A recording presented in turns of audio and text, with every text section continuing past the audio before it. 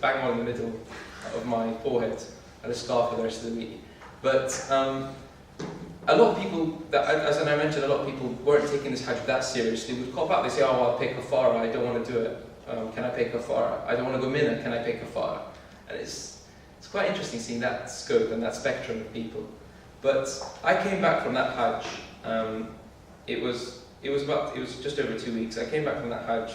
I felt that spiritually, yes, I might have developed a bit. I've seen the Kaaba, I've done the tawaf, I've done the sa'i, I've done all the right. I managed to do something I'd never done before, and that was finish the Quran within the time I was there. I tried to read through it as much as possible.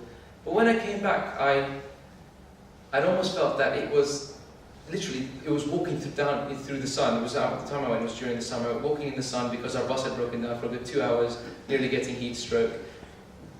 You know, having to be uncomfortable for the sake of others was what stood out mostly for me and made me develop mostly as a person. Because I came back with a different expectation to life and a different outlook into other people. And I've applied that to my understanding of Islam today, and I still do. And which is why whenever I look at Hajj now, I was thinking, yeah, I definitely want to go back. But this isn't just to supplement my personal development, but more this time my spiritual development. Because admittedly, at 15, it was quite difficult for me to appreciate the Islamic side of what I was doing. Very difficult for me to envisage what I was doing when I was talking to God, when I was there, when I was praying, when I was doing dua, when I was reading the Quran. But over the years, I've tried to recollect that experience and try to apply it to what I've seen spiritually. So that's been my experience at Hajj, basically. So I'd just like to introduce Fatima Morali, who's joined us. She'll speak to us a little bit as well about her personal experience at Hajj. So if you're good to go. Yeah, sure. Okay, yeah. As you said, my name is Fatima. I went to Hajj about 4 years ago during my first year of university. I was about 18 at the time, and I guess I was worried at the time, am I too young? A lot of those natural questions come into your head. But looking back on it, I think there is no right or wrong time to go, as it were, because whenever you go, you're going to get some kind of experience, right? Yeah, I might not have been as knowledgeable at the age of 18 as, say, someone who goes when they're 30, but nonetheless, I think you definitely get an experience, as it were. So it was my first time doing Hajj, and as it fell during the Christmas holiday, there were a lot of other first-timers with me, which was always a good thing. I went with my family, so I was lucky enough to do that. Basically, I read lots and lots of books, talked to lots of people, but if there's like one piece of advice I give you, it's that keep an open mind when you go. Yes, lots of people are going to tell you lots and lots of different things, but it's going to be an individual experience, as you know, as far as it possibly can be. So when you're there, you visit Medina, Makkah, you do all kinds of new things, like you stay in tents, you meet lots and lots of people. I'd say on average I probably met 10 new people every day, got acquainted with them. And I think that was by far one of the most positives that I've taken away with me. Still keep in touch with some of those people, even today. When you're there, it's an interesting feeling. I don't know about you, but for me, definitely, you wish that there was a world where everybody's like equal. And in Hajj, as far as it goes, that definitely is the case, because everybody's luxuries are left behind in their hometowns. When you go, for example, when you're in Ihram, everybody's in white clothes, everybody's doing the same thing at the same time. So you don't know anything about anybody, and I think that's a really, really great thing. You just go up to people, talk to people. You don't feel they're better than me, they're not as good as me. Everybody's equal. And I think, yeah, definitely. What else can I say? Yeah, basically, when you're there, you develop a lot of the skills. Like, for example, we were taught on our first day patience, endurance, and tolerance. And we were like, what are these people on about? But as you go through it, you really realize that these 3 skills, are really important. Don't expect things to come on time. Just go with the flow. And I think that's really important in everyday life too.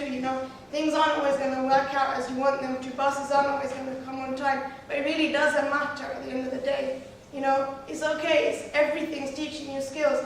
When a bus is late, there might be someone next to you and you get to know them. So, good things can always come out of, just on the spur of the moment. What else? Yeah, the speakers there were definitely very, very motivational. There were like 10 p.m. lectures on the roof there. We used to go every day, sit, listen, you know. It doesn't matter, you take in, first few days probably didn't take much in. As I got more into it, got to take more in. Everything sort of routine is totally different from what you're used to here. And you really just have that time to reflect, read the Quran, just sort of think about your life and where you want it to head without all the constant distractions of technology and that sort of thing. Overall I'd say definitely all of you should go. Obviously you have to go once in a lifetime. I definitely want to go again if I get the chance. And yeah, it's a fantastic experience. Probably one of the most memorable experiences in my life. Definitely. Awesome. Thank you so much for that. So we'll just open the floor up for questions and answers. If you have any questions that you just want to ask, all three of us, if you want to ask Sheikh, just direct them right now. Just put your hand up and Sheikh will just choose.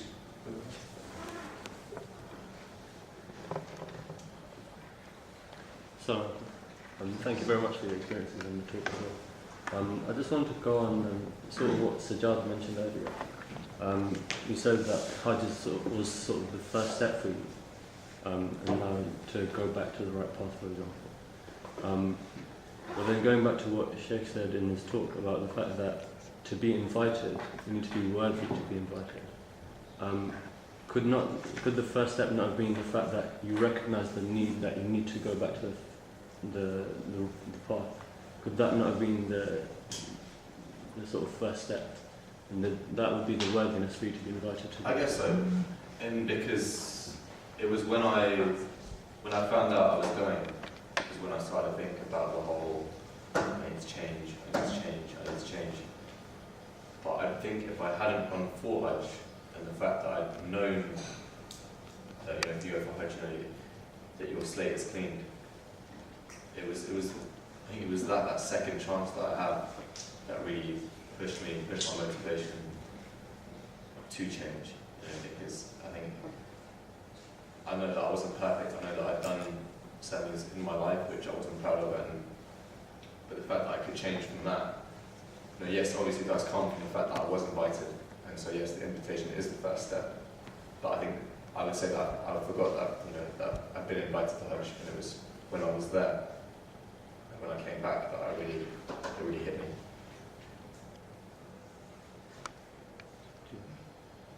Well, that's it. I think what Sajjad was saying correct, that it's not necessarily that you have to feel you're worthy yourself in order to be invited.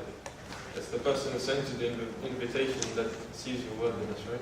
If you're inviting somebody to your place, you go and find people who are worthy to coming to your place, and then you send them the invitation. And especially being a youth, that would definitely increase our ability to go back to Hajj.